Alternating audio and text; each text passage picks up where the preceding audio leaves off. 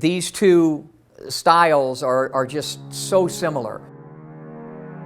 It's going to be really fun to watch and very explosive.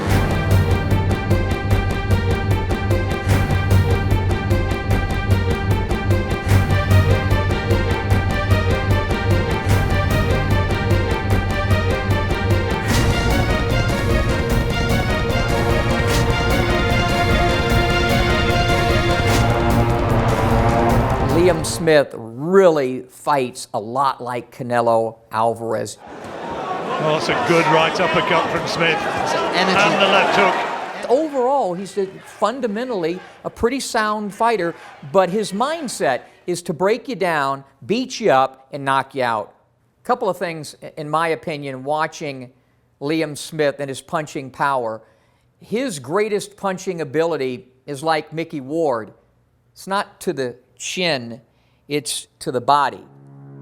That left hook to the body is a thing of beauty.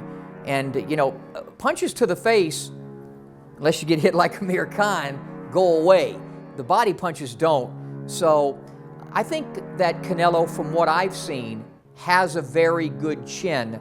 One of the other things that Canelo possesses is the ability to not get hit solidly. He has that Mexican head roll that he does to avoid shots so he doesn't get hit flush.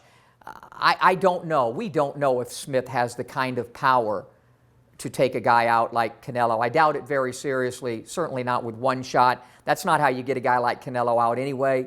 You get a guy like Canelo out, and great fighters like that with combination punches. You have to set it up. It takes time. I think Smith's best ability to hurt Canelo has nothing to do with this and all to do with this, the body.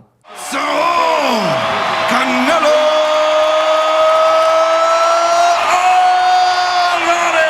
I think some people might say that Canelo looked bad or vulnerable against Amir Khan. Those people don't know a lot about boxing. The fight played itself out really exactly as I thought it would.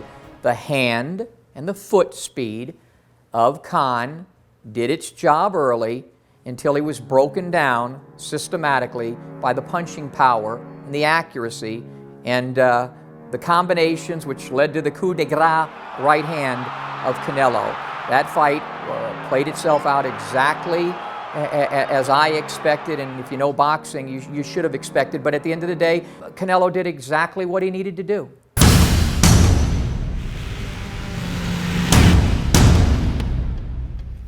Liam Smith with a big crowd here to follow him. You know, I think Liam Smith is improving each time out. I've watched his last 8 or 10 fights, what you can see of him. And by the way, 8 straight KOs, pretty impressive. But it's not just that he's getting a KO, it's how he's getting the KO, how he's breaking down his opponent systematically, and working and looking more effective each time out.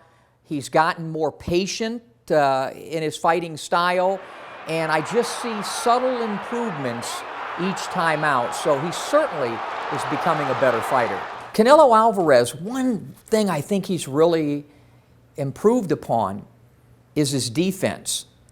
And perhaps even so much so that it's taken a little bit away from his offense, because he's focusing on defensive things right now. He's thinking about it a little bit, and that merger, that bridge between the two is something that I think he's at a cross-section at right now.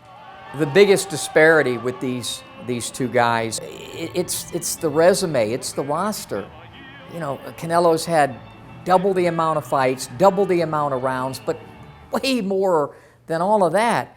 I mean, he's taken on, you know, guys like Sugar Shane Mosley and Austin Trout and Irizlandi Lara and Miguel Cotto and Floyd Mayweather and Amir Khan. He's been on the big stage.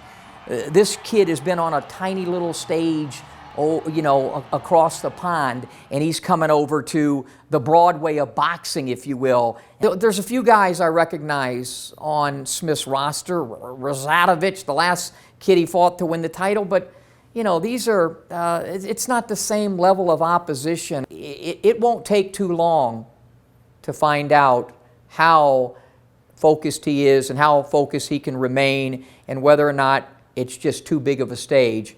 It should take, I think, within the first 9 minutes. We'll find out. September the 17th, it'll be a good fight. It'll be another fight where Canelo Alvarez has to figure out a way to beat a guy up, and I think he will. But I think it'll come with somewhat of a price. I think the fact that this kid is such a really good body puncher, I keep going back to that, I think really makes it an intriguing fight for me, because for Canelo Alvarez, when he does take on Gennady Golovkin, he's going to take on maybe the best left hooker to the body. So this is a great way to prepare for that. So as long as this fight lasts, it's going to be a really good fight. Canelo breaks him down, beats him up, and stops him probably somewhere in 7 to 9 rounds. This is one fight that is sure to create fireworks, and we're all very, very excited.